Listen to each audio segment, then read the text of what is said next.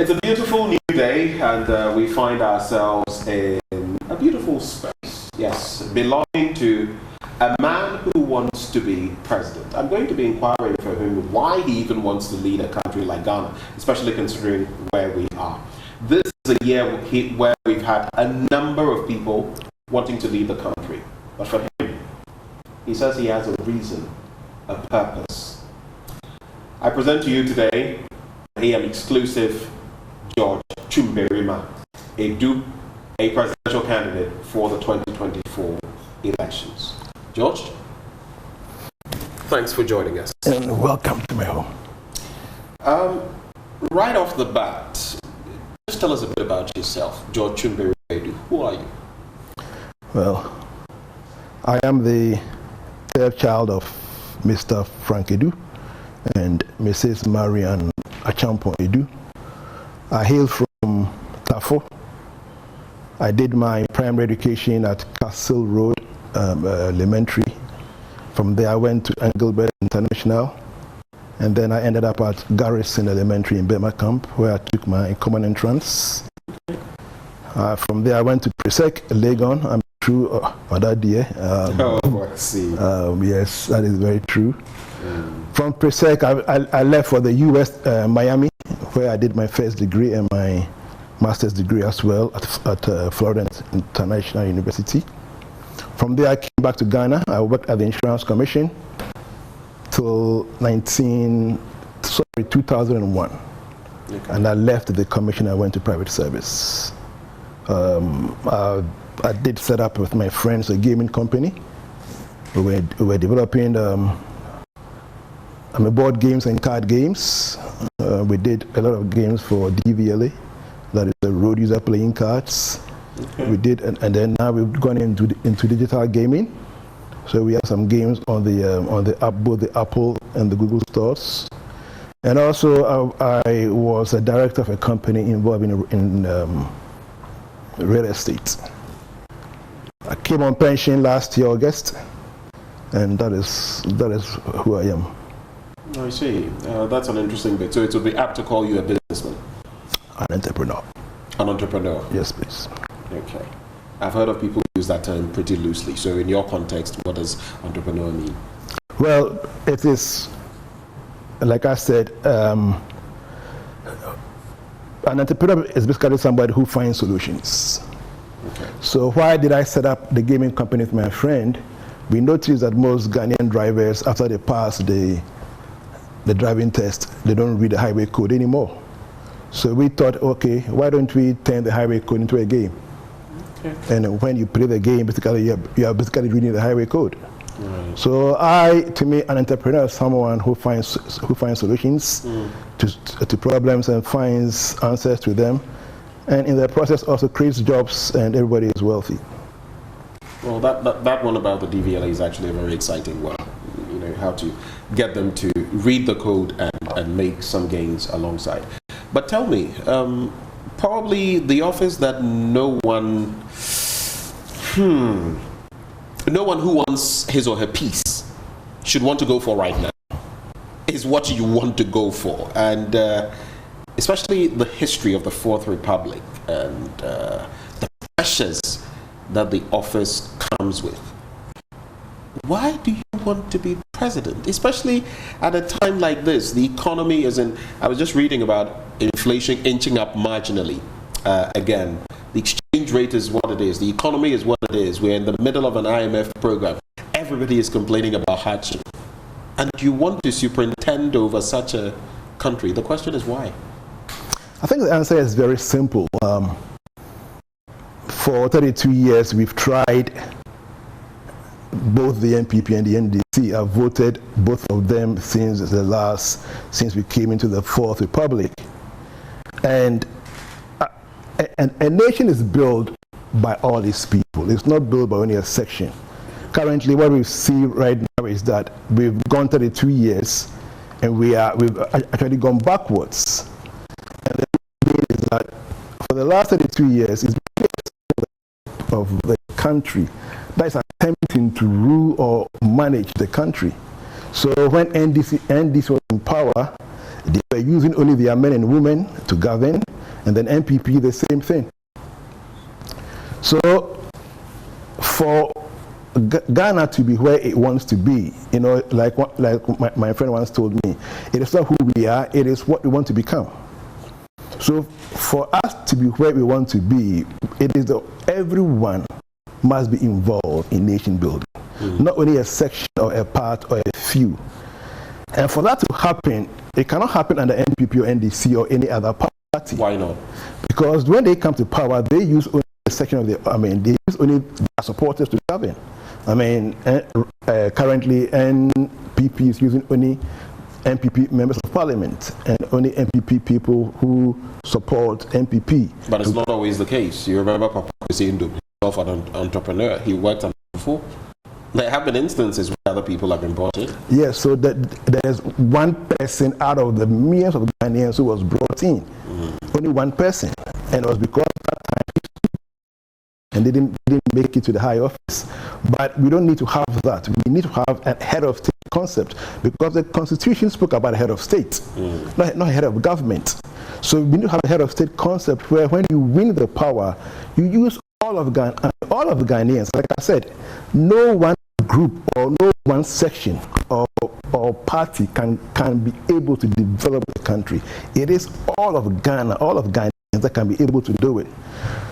That is why I think it's time for us to look at outside those two parties and look for candidates and people who will come in and govern, using all of Ghanaians to govern and to be where we want to be. Currently, it's not working. Hasn't worked for 30 years, and I assure you, Benja, if you go that same route, it will not work. Okay, so the Greek city states and we will talk about rule by the people and they will vote on everything, but it really became impossible to do, which is why they had different members and the Romans as well, the senators and all of that.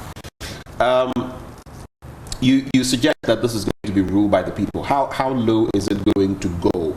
And again, the other concept is the MPP and the NDC. If you look at the research that has been done, talk is that no other person or party will be able to unseat them, not foreseeably, in the near future. It will take quite a bit.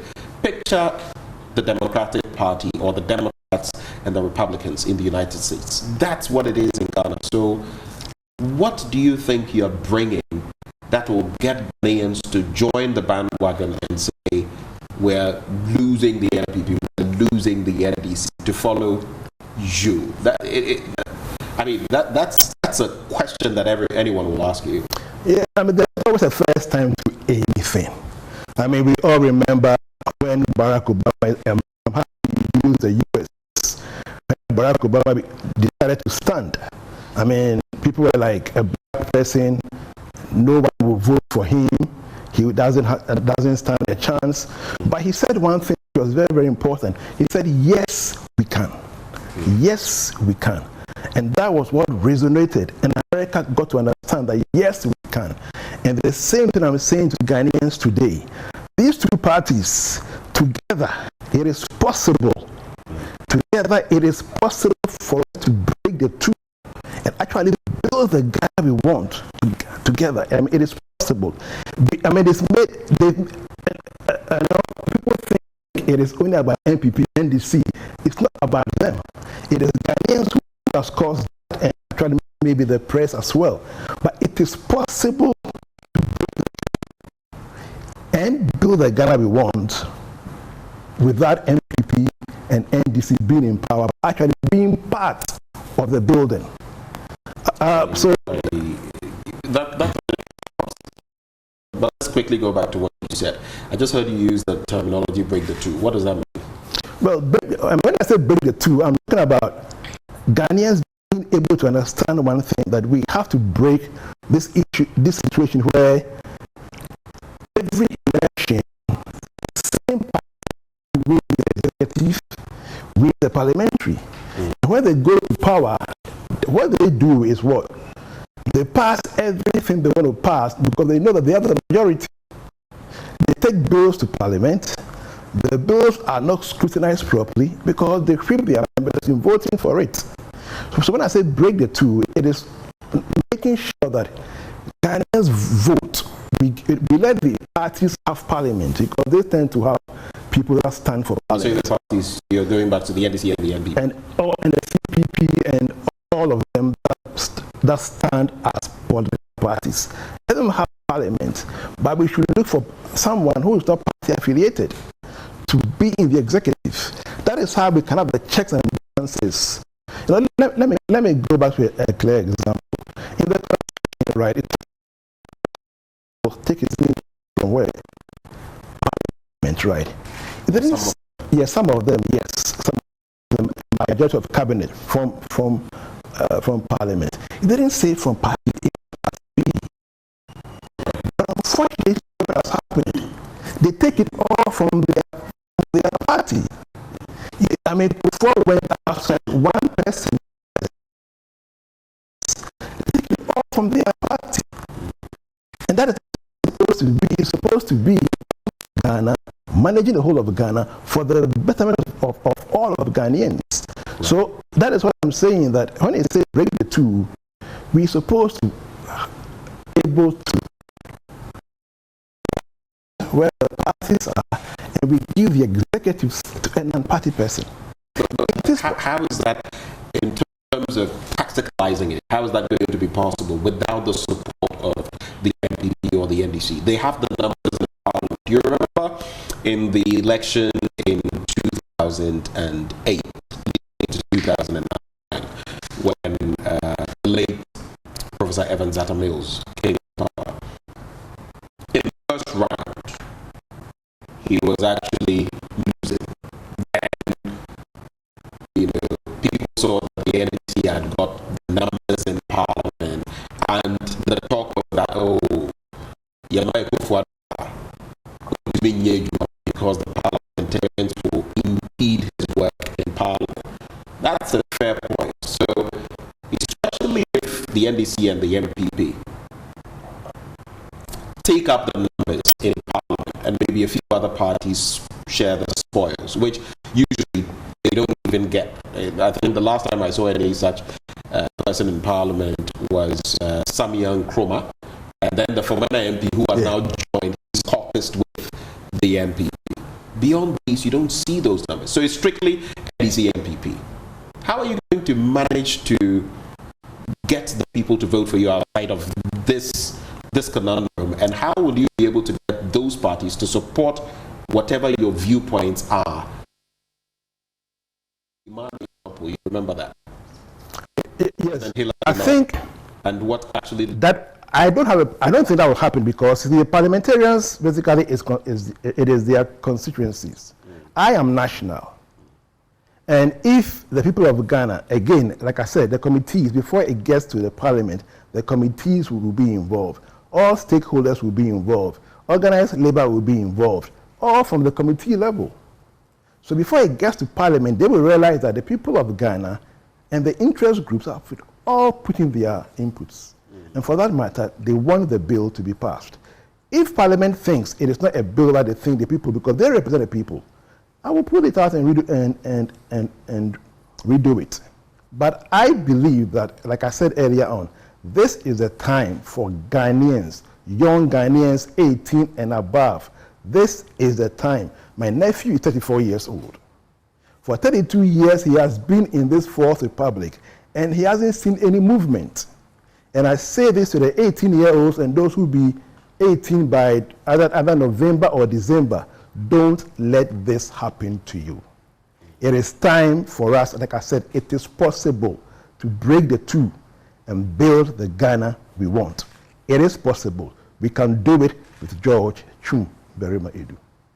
Well, at least in terms of age, those who would have hit 18 already are those who would register at least 6 months before the elections or something of the sort, looking at the ruling a bit. But in terms of, before we talk about the launch of your campaign and what really you are bringing to bear, you've launched yourself, your candidacy as someone who wants to contend. What's the status with the Electoral Commission? With the EC, I had a meeting with them on Monday of this week. And that is the director of elections, and I believe his deputy, Dr. Sribo and Kweku Sribo and Kwa. And from what they said to myself and my team, as it stands today, they don't know any candidate. Because until they open the window, right, and people put in their nomination, and they qualify under Article 63(1), right, before you become a candidate. So as it stands today, right, the EC doesn't know me or anybody else who has announced his intention or her intention. Yeah. So come the period when they activate, which is soon to happen, then you will follow the processes. Yes, definitely. Okay. You're going as a presidential candidate. Usually we'll term it independent. How are you doing this? So no movement, no party. It's just you. You're standing. Yes. Okay.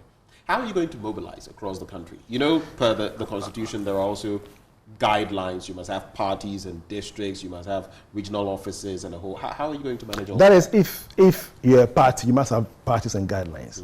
But according to the Constitution, Article 63(1), anyone who stands as president must have 2 people from a district who are registered voters in that district, right, endorsing his or her form. That is what I must do. Benjamin, before I announced or before I launched on the 29th of January, I've been touring the whole of the country. I've been doing this with my team for over a year. I've gone to every corner of the country. I have ate and slept and spoken with them.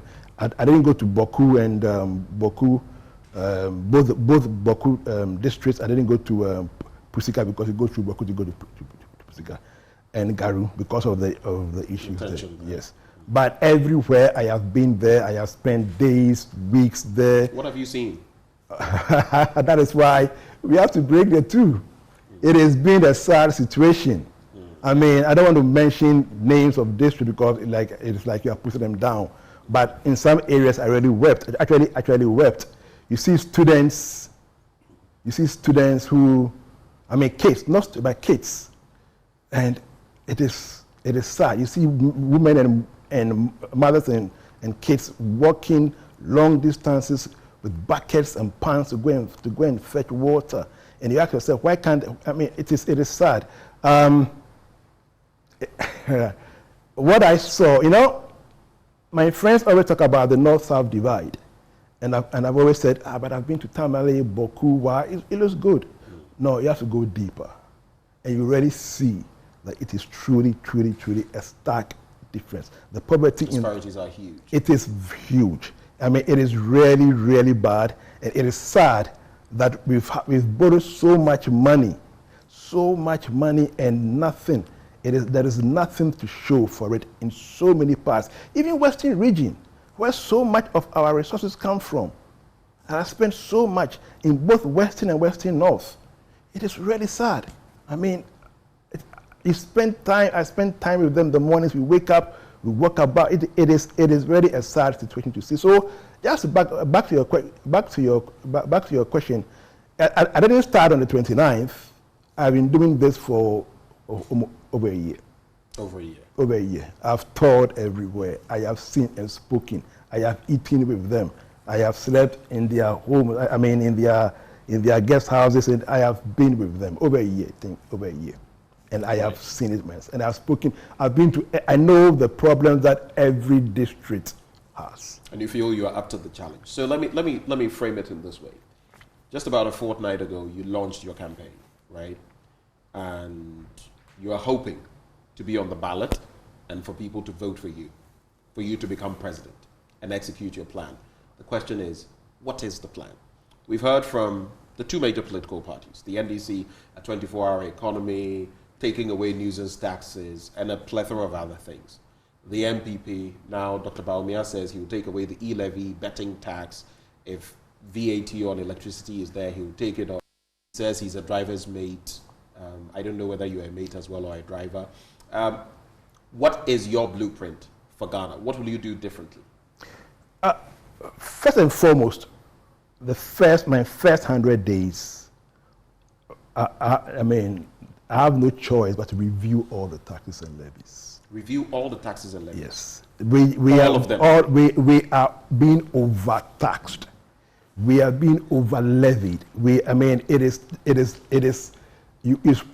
A new one is coming every budget year. A new one is coming. It is just too many of them. That is the first thing that I would do. Do you have a target? The e-levy, for example, now there's the emissions tax, eco tax, where if you're using a motorbike, you'll pay about 75 Ghana cedis a year. Depending on what type of vehicle, you could pay upwards of 350 cedis thereabouts. Do you have any target? Yes. So with a review, every form of nuisance, I'll tell the body I'll put in place. You have the free hand.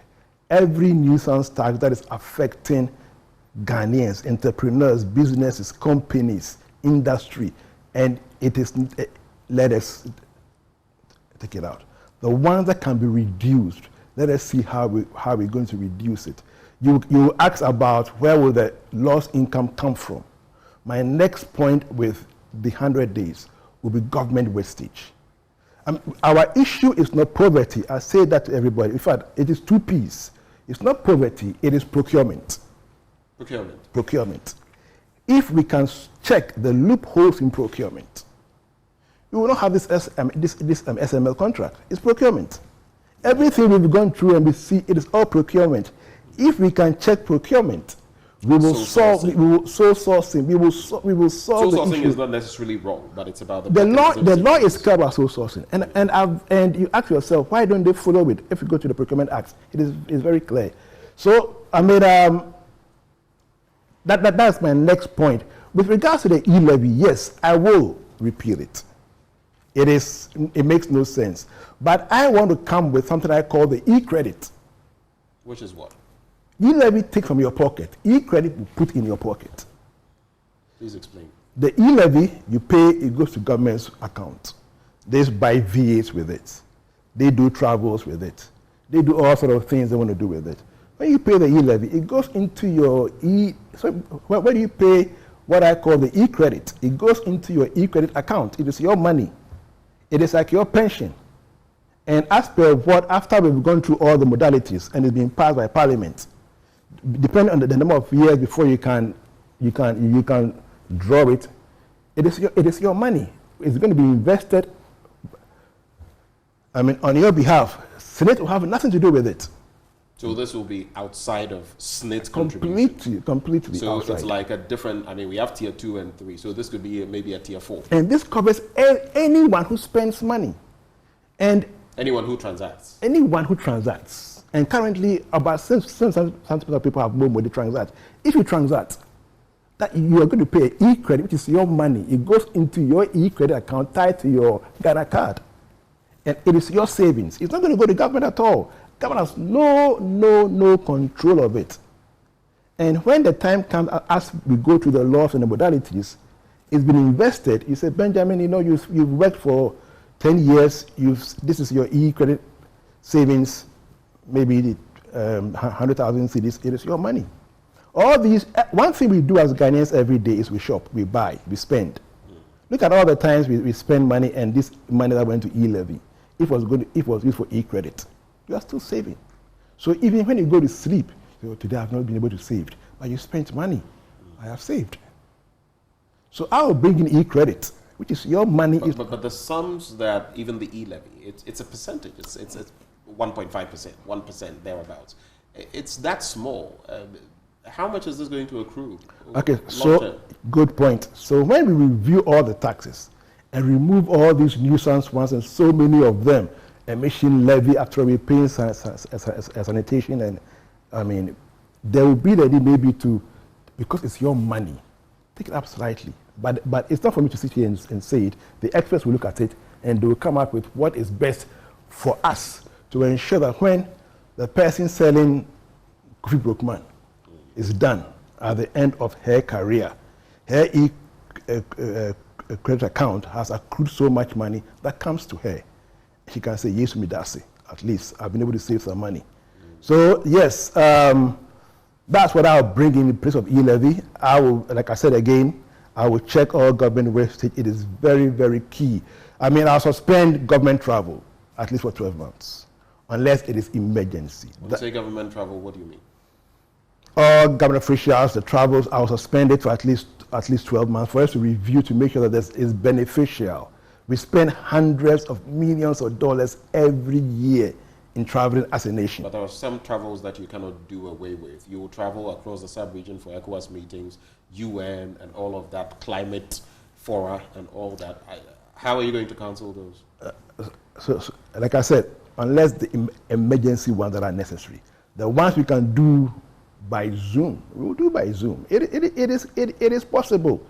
I mean, it is possible to do by Zoom and still achieve the intended purpose. We don't need to take a plane, fly first class with 500 people. We can do so many things and save money. Are you referencing the latest COP? Is it COP 28? Is that? Well, no. I mean, I'm just referencing the amount of times we travel as a government. Business class, first class, we need to suspend it. I will put a ceiling on government vehicles. For example, why spend $130,000 in buying V8s? Whilst that's safe, you can get a good 4-wheel drive for far, far less. 50,000, 40,000, including duty. It is what we want to, like I said, it is not who we are, but what we want to become. As I said, it's what we want to become. You want to become a nation that taxes everyone and spends it on things that really are not of need or things that after the next day, when you buy a vehicle, the next moment you leave the showroom, it's lost value. Exactly. So why go spend $130,000 and the next second it's lost value? That money you can still achieve that vehicle you want to buy. You can still get a 4-wheel, far less. Right. So in terms of even these travels and all of that, you didn't even add per diem and everything. When you factor those in, then it becomes quite a problem. But beyond these, beyond taking away taxes, and that's easy to say. This current administration's called some taxes nuisance taxes. Now they've come on and they've added on to those taxes. We are the only country in the world still paying a COVID-19 levy. I don't even know any other country that instituted that.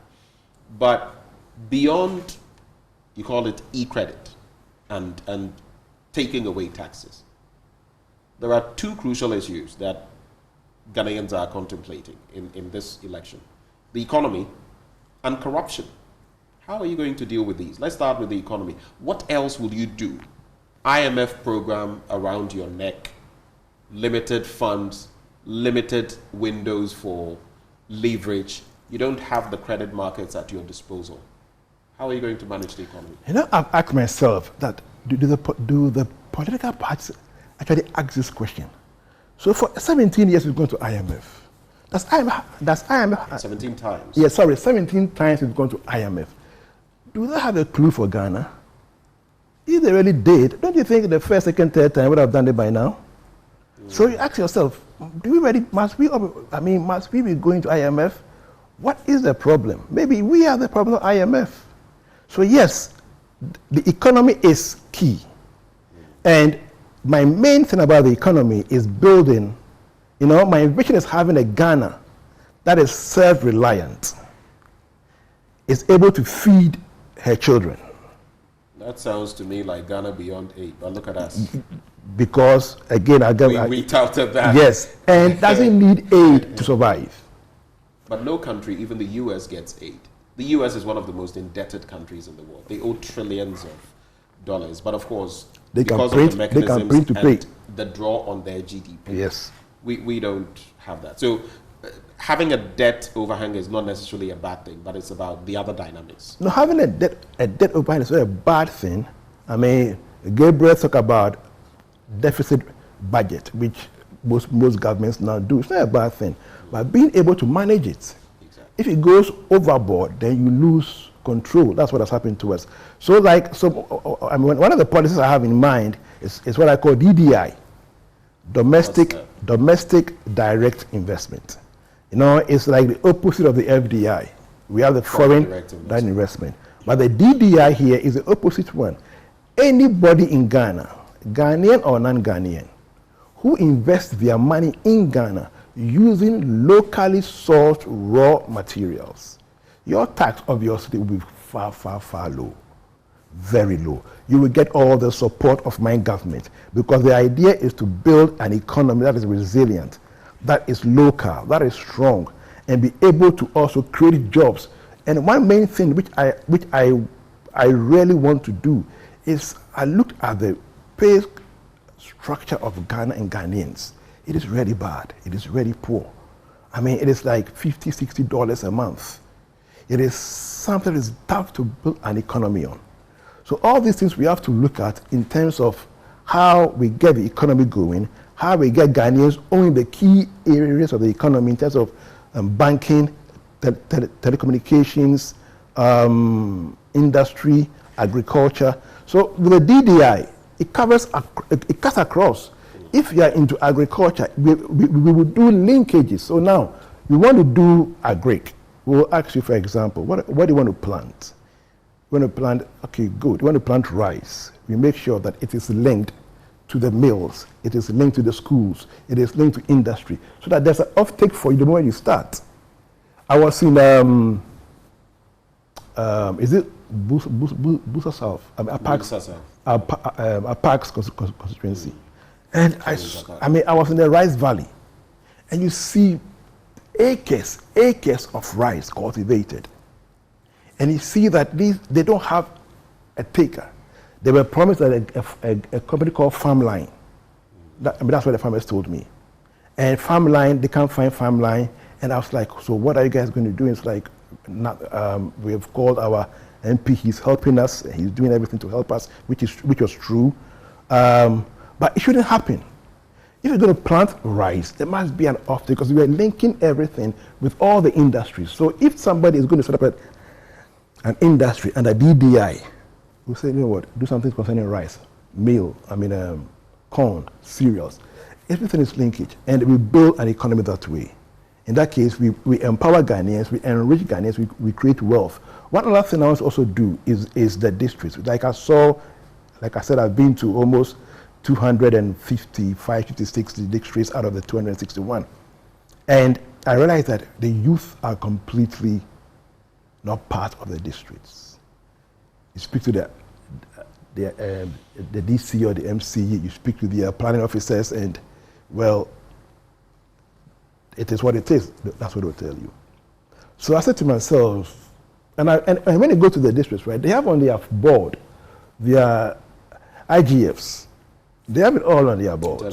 Yeah, they have it all on their board. I think it was Shama that I saw. They generated quite a high IGF. And apart from that, they said their common fund has delayed. They're about 3 months behind. They've not been paid. And everything comes from central government. So I said to myself, okay, you know what? What if all the government contracts come into the assemblies?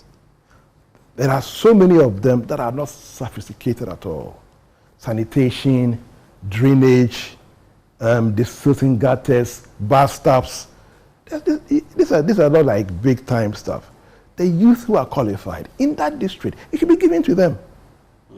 But these contracts come, they say with already somebody's name on it.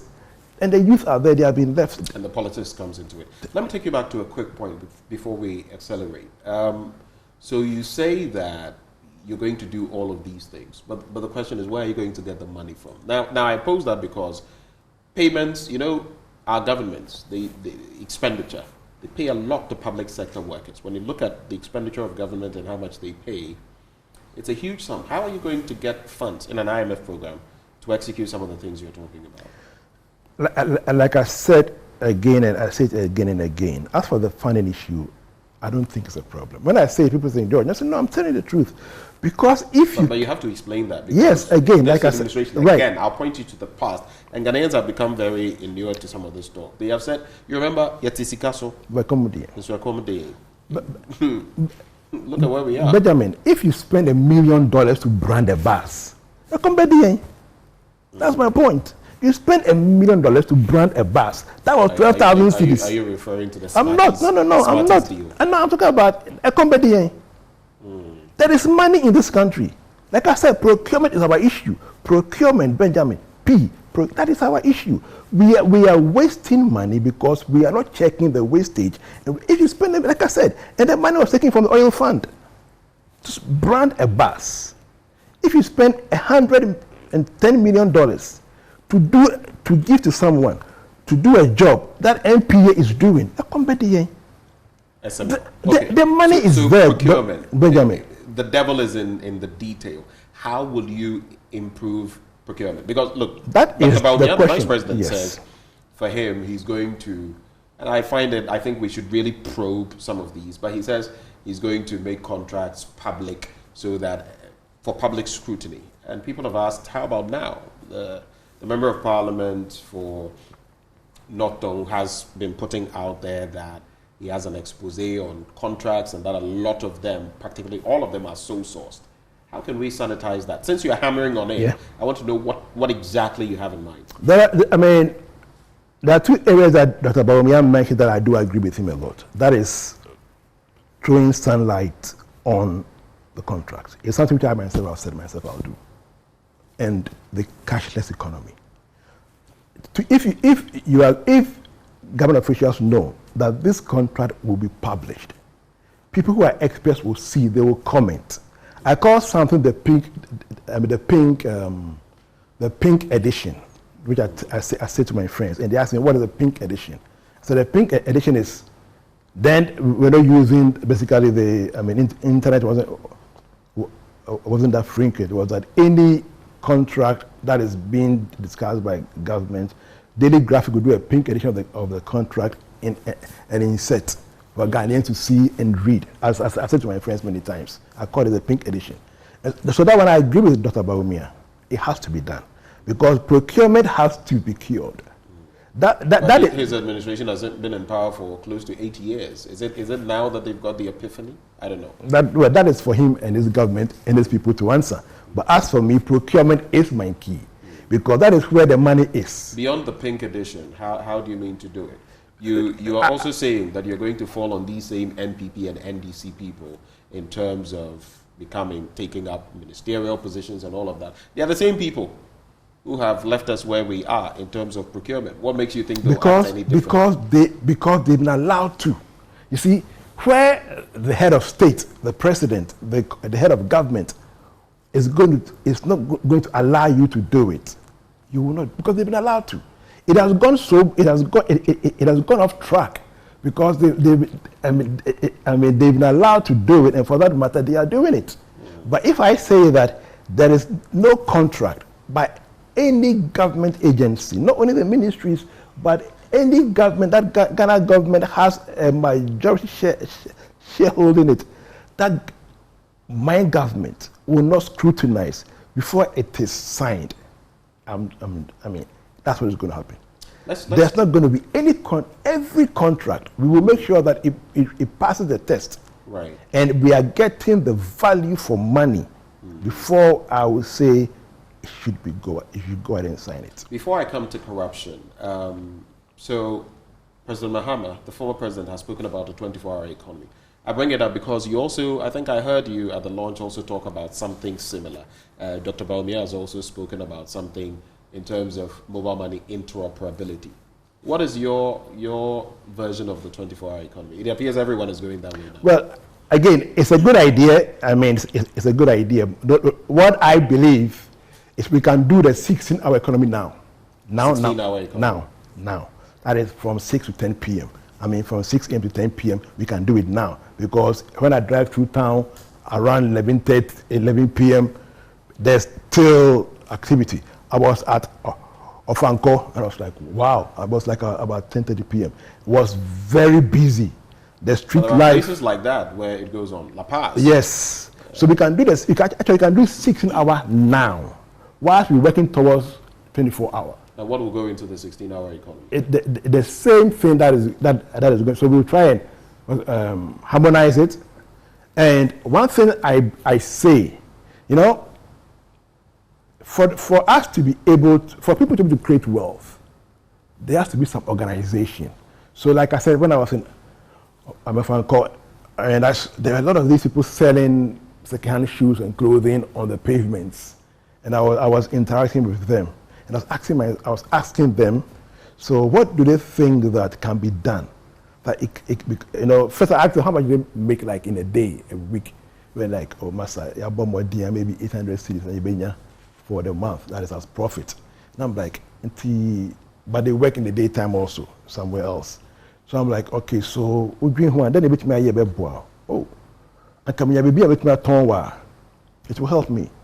So that be a main, but now saying I'm in broker and then I'm quiet. So if you come to have, they could have stalls or some place where they could like what they have in Rwanda, a hawkers market, which is properly laid out and organized and is streamlined across every district. And that's part of my plan. Have a properly laid out and organized, not the markets I have been to. I mean, I was at, where was it? Is it Bechem? I went to their market. And they built these new markets by the assemblies. And I'm like, what have you built? You have the money, do it properly. Lay it out, let them be able to see that when I walk into the place, I feel that I am in the proper place. So I said, okay, let us see how we can be able to, in every district, get an enclave as a hawkers market, well laid out, well planned, well landscaped. We have your clinics, you have your crèche, your schools, everything is there. When they come, they are able to do it. And you can stretch, that is 16 hours, it is laid out. You have the bar systems as well in place. 16 hours can be done now. I agree with John Mohammed's 24 hours, but I think we can do 16 hours now. One other thing also I want to say, I mean, I believe in rest and leisure a lot. You believe in? Rest and leisure. Rest and leisure. Okay. And I think the Constitution even spoke about it under the section on human rights. So I believe, frankly, that we need a 40-hour, 4-day a week. 40 hours? 4-day a week. 8 to 6 p.m. So people work from when to when? Monday to Thursday. You have your 3 days off. You can do your own business. You can plan that I have Friday off, Saturday off, Sunday off. Let me get some small business, and I do that to augment my other business. Will that not impact the economy? Will it rather make the economy grow? How if you're giving them Friday off. It is still general economy. It is still 40-hour a week. So AGI and the rest, definitely before it comes into being, there will be a stakeholder discussion. Obviously, with all the stakeholders, including organized labor, AGI, and everyone else. But it is still 40 hours a week, from 8 till 6 p.m. The bus systems will be in place such that, or the transport system, so like the rush hours from the morning and the evening, you have the police making sure that the bus lanes are made available so that people can leave their homes, get to work early, leave work and get home early. That is, like I said, it is not who we are, it's what we want to become. So if it is a policy that wants to do this, we put in place all the systems to do it. But I think we need to have a 40-day 40-hour 4-day a week. So if it's going to be 40 hours, that would literally be 8 to 4 p.m. 8 till 6 p.m. That would be 10 hours. That would be 10 hours, yes. Yes, so 8 to 4 is already 4 hours. Then till 4 p.m., that's another 4 hours. So that would be 8 hours, right? No, 8 till 10 p.m. is 10 hours a day, 4 days. So let's do this. 8 till 12 is 4 hours, right? So if you go to 6, then it is 10 hours. Yes. So is it that would be a 10-hour system? So that would be more than, that would be about... with a 1 hour break.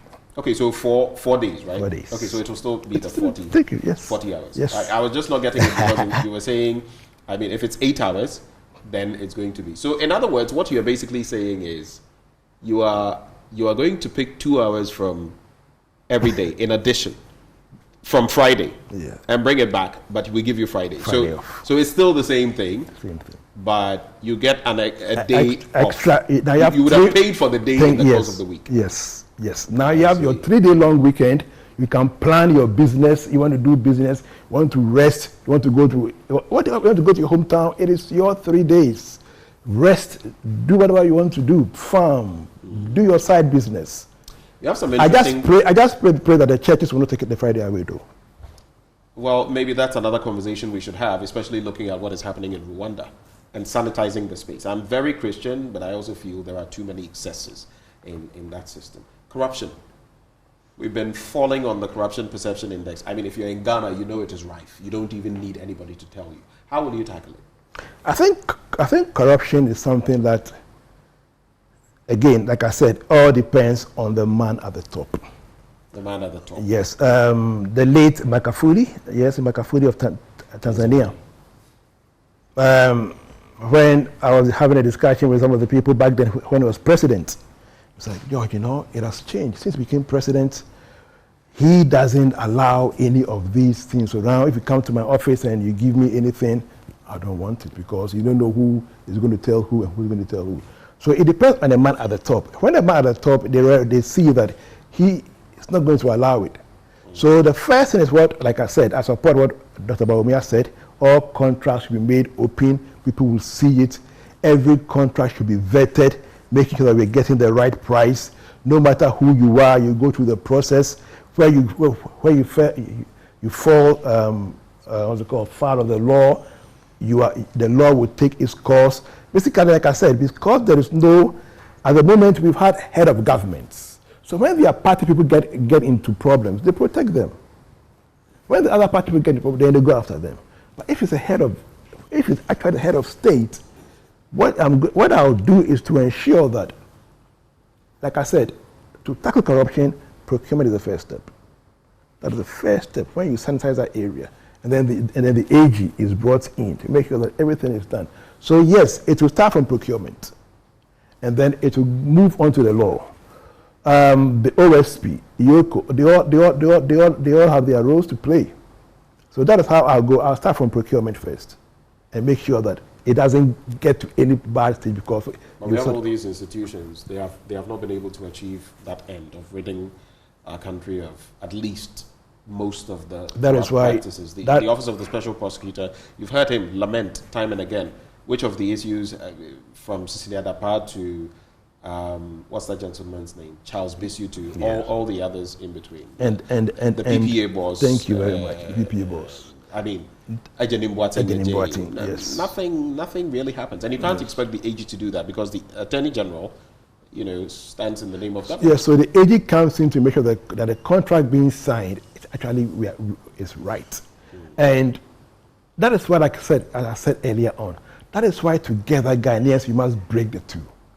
They've done it, the two parties, for 32 years. They've not been able to tackle it first. I think the Procurement Act came under Kufuor. It was not there under Rawlings. So since Kufuor's time till now, it's gotten worse since the Act came into being.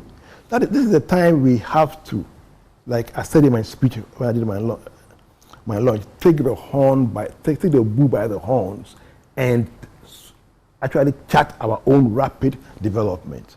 It is possible, my friends, my brothers, my sisters, fellow Ghanaians, it is possible for us to be able to break the two and build the Ghana we want together. It is very possible. Let us do it together so that we can be able to change the course of this nation and have a nation that we own, is self-reliant. We don't need to depend on foreign aid or go to the IMF. In fact, there will not be an 18th time to that in the IMF. Never under my government. Two final things, maybe very briefly in a minute or two. Would you be open to a presidential debate? I see a lot of candidates shy away from it, and I ask myself why. If you want to lead, you should be able to answer the tough questions, stand and be bombarded on the different areas of our national life, and be able to share what you want to do. If there were such a thing, would you be willing to participate? I am not against a presidential debate. My pause, because the last time I think I heard, I think the IE or something, that they want only parties that are in parliament. Right. And that is where the problem lies. We keep on uplifting these two parties, and they keep on letting us down. So if, like I said to Dr. Sribo when I met with the EC, Doc, please don't call me an independent candidate, because the Constitution doesn't have that term. It says anybody who wants to stand for president. So we are all presidential candidates. So those who will organize the presidential debates, if they put us all in the equal footing, sure. But if they do what they did last time, I won't partake. Where they put the parties different one and then the others, no. So